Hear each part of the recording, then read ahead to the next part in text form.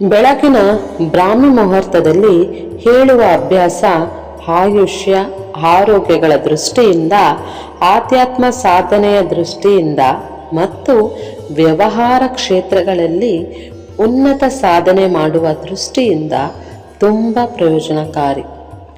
ಆಯುಷ್ಯ ಮತ್ತು ಆರೋಗ್ಯದ ಮೇಲೆ ಬ್ರಾಹ್ಮಿ ಮುಹೂರ್ತದ ಪ್ರಭಾವ.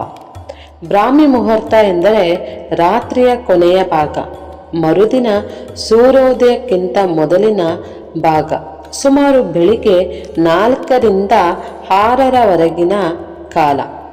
ಆ ವೇಳೆಯಲ್ಲಿಯೇ ಹೇಳುವುದಕ್ಕೆ ಅನುಕೂಲವಾಗುವಂತೆ ಇಂದಿನ ದಿನ ಮಲಗಬೇಕಾಗುತ್ತದೆ.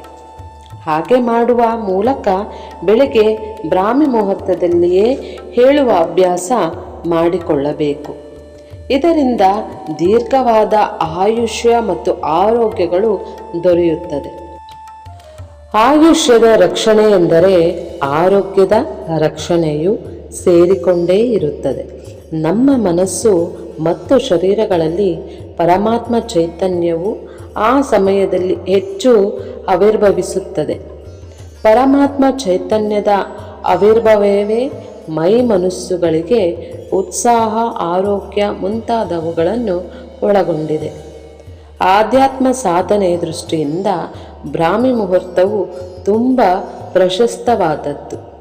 ಬ್ರಾಹ್ಮಿ ಮುಹೂರ್ತ ಎಂಬ ಶಬ್ದವೇ ಹೇಳುವಂತೆ ಪರಮಾತ್ಮನಿಗೆ ಸಂಬಂಧಿಸಿದ ಜಪ, ಧ್ಯಾನ, ಪೂಜೆ ಮುಂತಾದವುಗಳು ಚಟುವಟಿಕೆಗಳಿಗೆ ಅತ್ಯಂತ ಪ್ರಶಸ್ತವಾದ ಕಾಲ. ಮನಸ್ಸು ಆಗ ಬೇಗ ಪರಮಾತ್ಮನಲ್ಲಿ ಏಕಾಗ್ರತೆಗೊಳ್ಳುತ್ತದೆ. ಅದಕ್ಕೆ ಆಗ ಶರೀರೇಂದ್ರಿಯಗಳು ಸಹಕರಿಸುತ್ತದೆ. ಬೇರೆ ವೇಳೆಯಲ್ಲಿ ಶರೀರಗಳು ಮನಸ್ಸಿನ ಏಕಾಗ್ರತೆಗೆ ಇಷ್ಟು ಸಹಕಾರ ನೀಡುವುದಿಲ್ಲ. ಯೋಗಾಸನ, ಪ್ರಾಣಾಯಾಮ ಇದ್ದರೆ ಇನ್ನೂ ಉತ್ತಮ. ವ್ಯವಹಾರ ಕ್ಷೇತ್ರಗಳಲ್ಲಿ ಒಳ್ಳೆಯ ಬೆಳವಣಿಗೆ ಅಭ್ಯಾಸ ತುಂಬ ಸಹಕಾರಿ.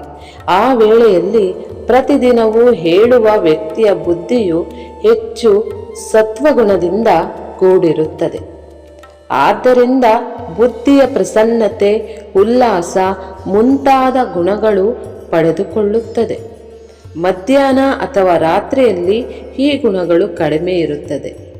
ಬುದ್ಧಿ ಎಂಬ ಕಮಲವು ಬ್ರಾಹ್ಮಿ ಮುಹೂರ್ತದಲ್ಲಿ ಚೆನ್ನಾಗಿದೆ ಹರಳುತ್ತದೆ. ಆ ವೇಳೆಯಲ್ಲಿಯೇ ಎದ್ದು ಅದಕ್ಕೆ ಒಳ್ಳೆಯ ಕೆಲಸಗಳನ್ನು ಕೊಡುವ ಅಭ್ಯಾಸ ಇಟ್ಟುಕೊಂಡರೆ ಅದರ ಅರವಳಿಕೆ ಇನ್ನೂ ಜಾಸ್ತಿಯಾಗುತ್ತದೆ. ಆಗ ಸಹಜವಾಗಿ ಯಾವುದೇ ಕ್ಷೇತ್ರದಲ್ಲಿ ಕೆಲಸ ಮಾಡುವ ವ್ಯಕ್ತಿ ಹೆಚ್ಚಿನ ಸಾಧನೆ ಮಾಡಲು ಸಾಧ್ಯವಾಗುತ್ತದೆ. ಪ್ರತಿದಿನ ಆ ವೇಳೆಯಲ್ಲಿ ನಿದ್ರಿಸುತ್ತಿರುವವನ ಬುದ್ಧಿಗೆ ಹರಳಲು ಇಷ್ಟು ಅವಕಾಶವಿರುವುದಿಲ್ಲ. ಆದ್ದರಿಂದಲೇ ಆತನ ವ್ಯಾವಹಾರಿಕ ಕ್ಷೇತ್ರದಲ್ಲಿ ಸಾಧನೆ ಕಡಿಮೆ ಆಗುತ್ತದೆ. ಮಹಾತ್ಮ ಗಾಂಧೀಜಿ ಬೆಳಿಗ್ಗೆ ಬೇಗ ಎದ್ದು ಭಜನೆ, ಧ್ಯಾನಗಳಲ್ಲಿ ತೊಡಗುತ್ತಿದ್ದರು. ಆದ್ದರಿಂದಲೇ ಅವರು ಆರೋಗ್ಯಕರವಾಗಿದ್ದರು. ಇಂಗ್ಲಿಷ್ನಲ್ಲಿ ಪ್ರಸಿದ್ಧವಾದ ಗಾದೆ ಮಾತು early to you bed to rise make a man healthy, wealthy and wise. Covid ಮುಂತಾದ ಅನಾರೋಗ್ಯಗಳು ದಿನಗಳಲ್ಲಿ ನಮ್ಮ ಜನ ಇದನ್ನು ಅರಿತುಕೊಳ್ಳಬೇಕು, ಆಚರಿಸಬೇಕು.